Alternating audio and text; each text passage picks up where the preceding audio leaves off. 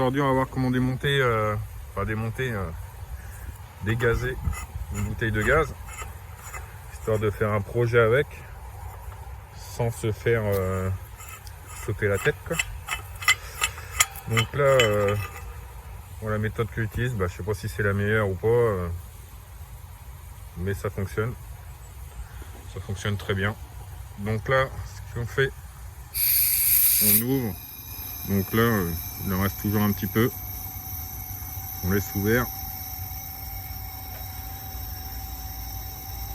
Donc là, on voit même le gaz qui s'échappe un petit peu. On voit bien au bout là. Donc voilà. Donc une fois que la bouteille elle est ouverte, qu'elle est plus ou moins dégazée, moi ce que je fais, je la mets par terre.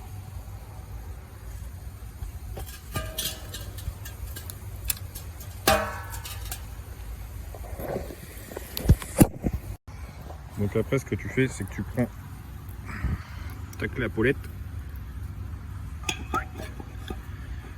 tu la règles comme ça. Là, tu vas prendre, frappe qu'un coup. Tu te mets un cheval dessus comme tu veux.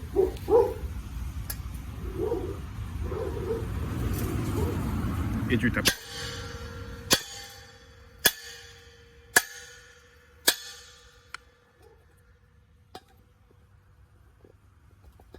Et voilà.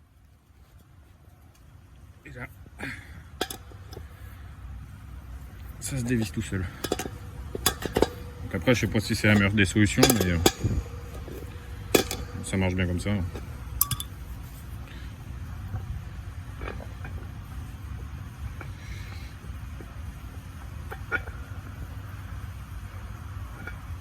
Donc voilà.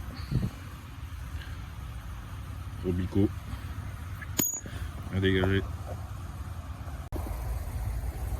Donc là, à savoir, c'est pas parce qu'il n'y a plus le robinet qui est là que la bouteille est pour autant dégazée. Là, avec la pression de l'air qui est à 1 bar, s'il reste un peu moins d'1 bar dans la bouteille, le gaz il va pas pouvoir sortir par rapport à la pression atmosphérique, je crois qu'on dit. Donc là, ce qu'on fait, on prend le tuyau d'eau, on remplit la bouteille et ça va dégazer.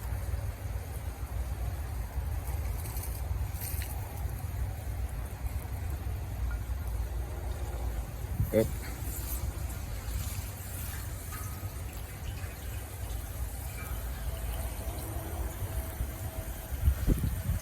Là, tu remplis jusqu'à temps que ça déborde.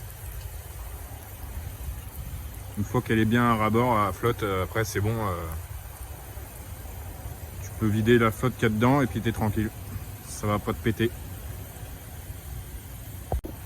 À la tête si tu soudes ou tu meules la bouteille, quoi. Donc là, on peut voir même en vidéo, on voit le gaz qui s'échappe au fur et à mesure que la bouteille elle se remplit d'eau. Donc là, c'est bon, c'est plein. On peut couper. Donc là, c'est bon, notre bouteille est bien pleine. Donc il ne nous reste plus qu'à la vider. Et puis le tour à jouer, c'est bon. Voilà, donc la bouteille est vide. Donc c'est un peu long par contre. Une fois qu'elle aura vidé un peu, qu'elle va prendre de l'air, ça va se vider plus vite que ça. Voilà, la bouteille entièrement dégazée. Bon, plus de gaz, vidée en eau. Honnêtement, il y en a qui disent qu'il faut laisser reposer plusieurs jours, histoire d'évacuer le reste de gaz, tout ça. Honnêtement, non, ça sert à rien. C'est pas la première fois que je le fais. Et il n'y a jamais eu de souci avec ça.